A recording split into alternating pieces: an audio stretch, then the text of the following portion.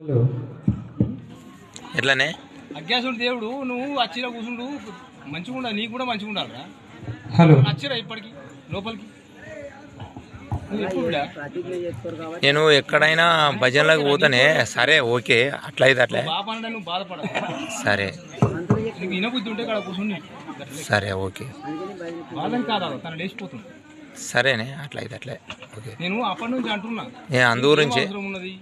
ఒకటి ఇది ఏమది దేవుడు అజ్ఞాసుడు దేవుడు పనికిరాని పిల్లలు రాసింది వేరే అక్కడ వేరే ఊళ్ళలో పంపించింది మా పిల్లలు తెలుసా.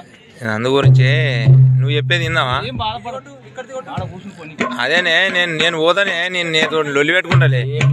కాదు బిడ్డ, నేను మాలమాదిగోని కాబట్టి నేను అందు గురించే నేను అడిగిన నీ మనమ మాట అనగాదు నేను అడిగినా కాబట్టి నేను అందు గురించే నేను వీరికి రావన్నా వద్దా అని నేను అడిగిన. ఏం లేదు.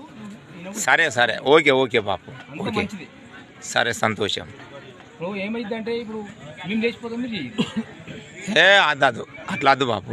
సరే చేయండి మీరే చేయండి. ఆడ నలుగురు నిలబడి నలుగురు అనడానికి ఇంత తెలిపి లేవు మనసులో. సరేనే సరే మాలమాది వాళ్ళు ఎక్కడికే మాలమాది వాళ్ళు రావద్దు కదా అంతే కదా, బయట పోయి వినాలి కదా అంతే కదా. ఓకే సరే.